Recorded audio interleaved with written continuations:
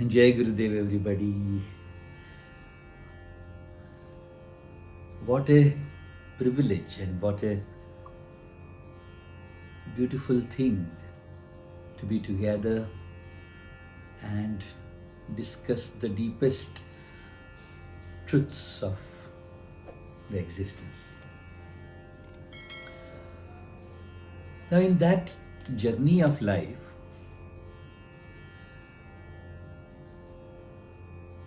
there is a role that we also have to play, and there is a role that the divinity plays.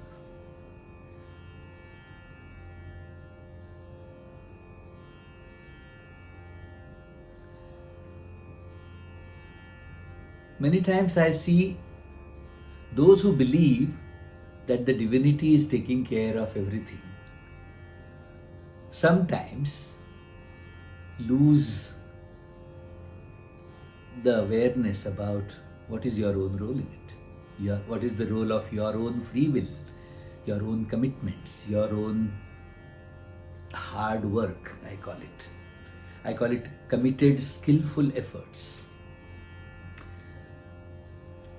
That ingredient sometimes takes a kind of backseat, and people believe that the divine is taking care of everything. That's wonderful. Because the design of the nature is such that though there is a small role we have to play,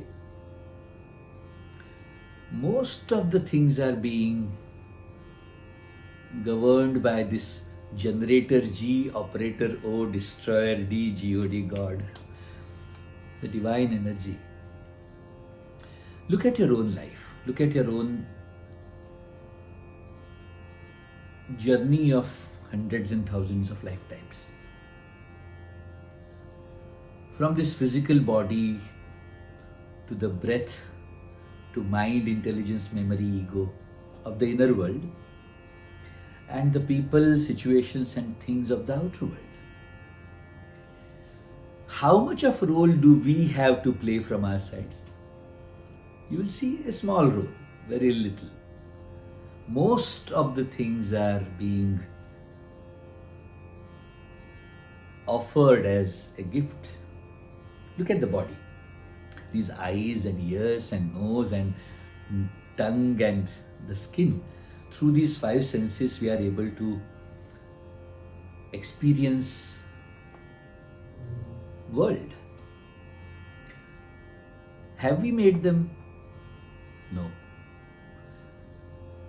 Imagine if designing the body was given for us to create, what kind of disasters we would have done.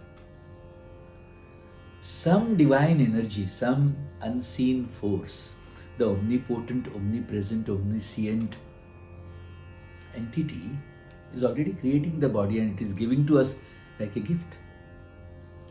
Look, the breath that keeps the body alive, if it was given to you or me to deliberately breathe, and if you don't breathe, the breath will break. Imagine that kind of scenario.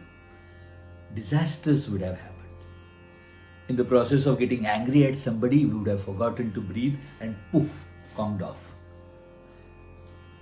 Even while we are sleeping and dreaming and absolutely unawareedly doing our stuff or even meditating, the breath continuously runs on the autopilot.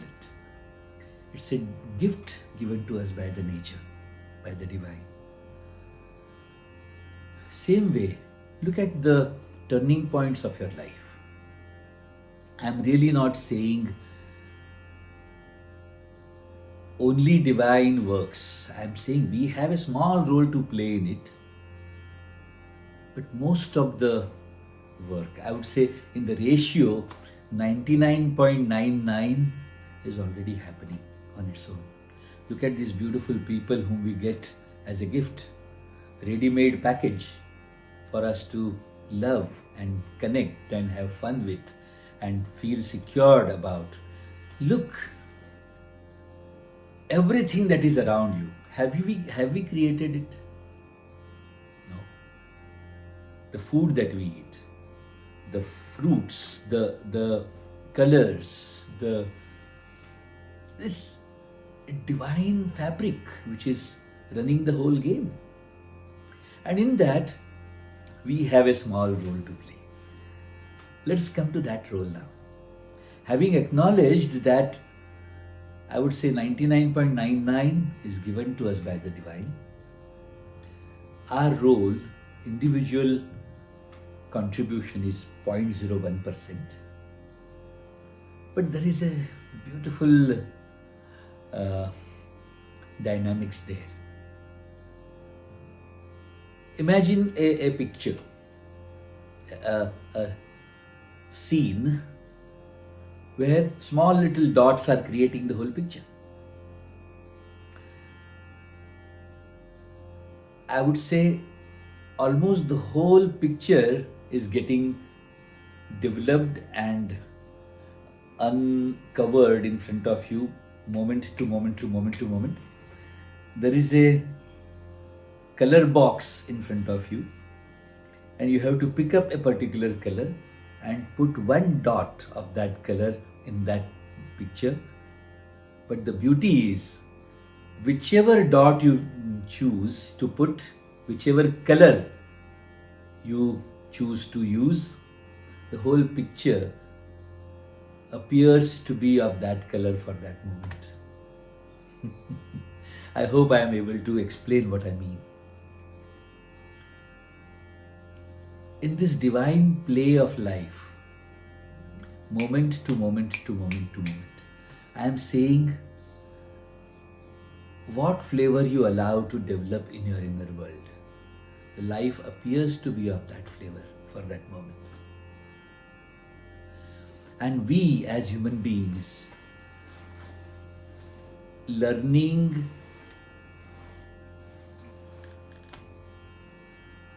souls,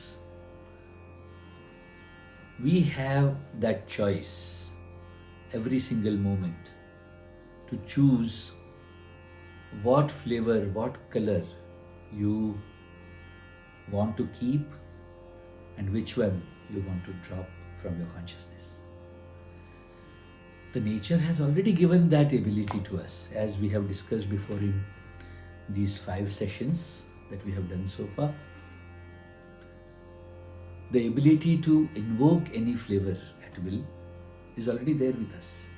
The ability to drop any flavor at will, thoughts, emotions, memories, judgments, likes, dislikes, rights, wrongs, any flavor of ego, kam, krodh, lobh, moh, mad, matsar, anything you want to drop, you have the freedom to drop it any moment. Whichever flavor repetitively, recurrently develops in you, forms its own tendency, its own habit in your consciousness.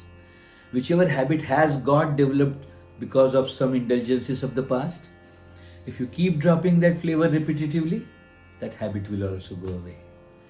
That's how powerful each individual is. Now, having recognized that the divine play is actually playing the whole game of life, and yet we still have a small role to play in it. I'll give you one more analogy to explain this. Imagine you are in India and you want to drive from Bombay to Delhi. Now, imagine the city of Bombay we did not create. The city of Delhi that we want to choose as our destination, we have not created that. The road going from Bombay to Delhi, we have not created that road. All the eating joints and the other traffic and people crossing the roads and flyovers, nothing of that we have created.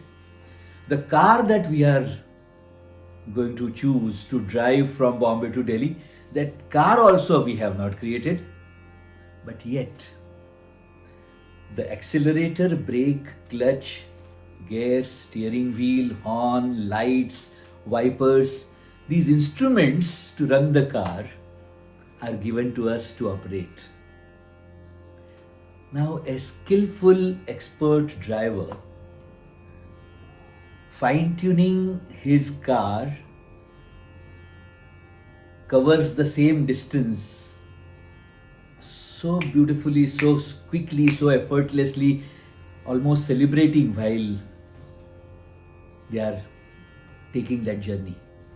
Those who have not understood how these fantastic instruments work are almost struggling with how to do and what to do and what to do when people cross the road. They are suffocated, frustrated, almost helpless. They are taking the same journey. Almost exactly like this. Being in the human form, we have been given everything almost like a gift. And yet, we are given the opportunity, we are given the responsibility to choose what you want to do in your life, moment to moment to moment to moment. And what are your instruments to drive this car? Your body, your breath, your mind, intelligence, memory, and ego. These are your instruments. The people, situations, things you do not have too much of control over. But these 6 instruments for the soul to carry out this journey of life, they have their own technical dynamics. They have their own technical way of working. You need to understand these technicalities. You need to understand how to put them to use. That beautiful, sensitive exploration of what you are and how to use your inner abilities to blossoming of your consciousness. That training program, I call it, that syllabus is what spirituality is. That methodical development of individual consciousness is what spirituality offers you. And in that, sometimes we will discuss in detail about the functions of the mind, the functions of the intelligence, functions of memory, the chitta, and functions of your ego. We might go into that exploration some other time. But I'm saying, using these instruments,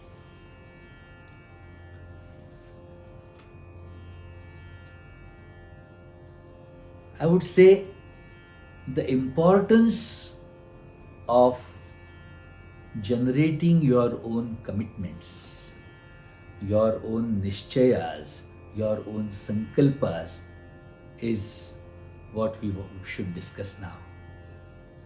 Having recognized what happens, having understood the dynamics, finally it will come down to what I will do and what I will not.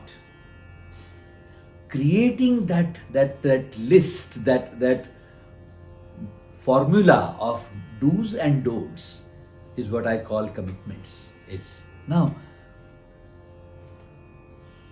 even in the formula of a student, Shravana, Manana, Nididhyasa, you will see, having heard and read what is the dynamics of life, through the manana, through the contemplation and pondering, having recognized how it applies to your own life, having understood the importance of this knowledge in your own life, it's time for us to commit ourselves now. Make a list of commitments. Let's understand where you are. Let's understand where you need to go. And then let's also commit ourselves for a very methodical blossoming of your individual consciousness through your own commitments. And today's subject is how to strengthen our commitments, how to make sure that these commitments that we should make, we want to make, but how to keep them at higher intensity so that we don't lose them. That's the important subject that we should discuss today. Now let's say if you have a commitment of doing your sadhana regularly and you want to keep that commitment, you will also have to understand the nature of the mind. What happens is, you will see as soon as a commitment, a nishchaya, a determination, a sankalpa arises in your mind, with the same subject of that sankalpa, you would also have anti-thoughts, the vikalpas, the almost like, I want to do this, but, and you have a list of thoughts, list of ideas, list of anti-thoughts. These anti-thoughts are called vikalpas. What happens is, in the realm of consciousness, as we have discussed in the last 5 videos, whatever comes up in you, the divine energy does tathastu to it. Tatha astu, so be it. Let thy will be done. Whatever comes up in your consciousness, let it manifest in the form of events, in the form of situations. So what happens is, as soon as you decide to do something, so be it, tathastu starts happening with it. But along with that sankalpa, if you also have vikalpas in your mind, that also gets that so be it. So on one hand you are saying, I want to do this, tathastu, but I have these things for which I can't do this. You have tathastu in that also. So sankalpas and vikalpas fight against each other and fizzle out, and you don't get to manifest what you want to manifest. So in the process of strengthening of your sankalpas, your determinations, your commitments, the first necessity is to identify the vikalpas. In the process of strengthening of your commitments, recognize the thoughts, the emotions, the ideas, the anti-thoughts which break your power of sankalpas, your commitments. List them down, and one after the other, no matter how much ever real they may appear to be, with the outgoing breath and your ability to surrender, first and foremost, you drop the vikalpas, drop the anti-thoughts, drop if, but, and because. As soon as you drop that, a stage comes which is called nirvikalpa sankalpa. Means free from anti-thoughts, a determination, a commitment stays in your consciousness. Nirvikalpa sankalpa it is called. Bring your mind to that stage of nirvikalpa sankalpa. Make the commitment, drop all the anti-thoughts with it, and then the beauty starts there. Convert that sankalpa, that commitment, into a prayer. I want to do this. Convert that into, please let it happen. Convert it into a prayer and give it to the divine to manifest it. Let the divine do his own magic of tathastu. So be it.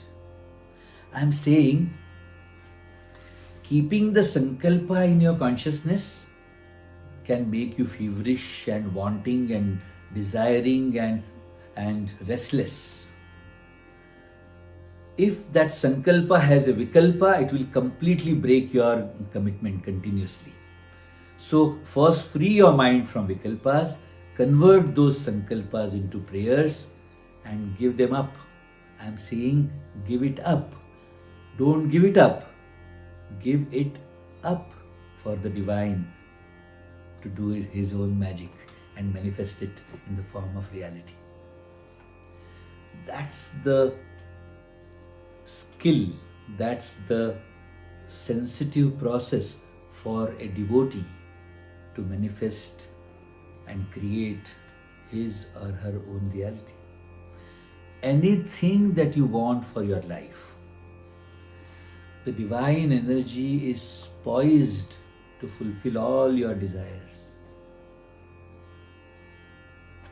The learned seers have said, Jo ichha kare man mahi, Prabhu pratap kachu durlabh nahi. In a pious, pure mind, whatever desire comes up, the divinity is poised to fulfill it. There is no dearth of anything in the existence. In our culture of Vedic science, I call it, even the physical abundance, even the material fulfillment is also considered to be a part of full blossoming. It is never a conflict whether we should ask for material abundance too. If you have a desire, let those desires be fulfilled for your mind to be so desire free for it to look for higher truths. If there is so much of lack, the first step is towards filling up that lack. Let the lack be released, and then the process of blossoming, process of fulfillment, process of expansion starts. So use this beautiful technology, convert all your sankalpas into first nirvikalpa sankalpas. Drop all the vikalpas with it. And then all those beautiful sankalpas, nirvikalpa sankalpas, convert them into a prayer, give it up and let it manifest. When you are giving it up, you have to make sure even an iota of it should not remain in your consciousness. When you are giving it up, you are actually giving the responsibility of manifesting it into the hands of the divine. You just say, I have this desire, now it is all yours. It is up to you. That's the beauty. Don't keep it in your heart at all. And then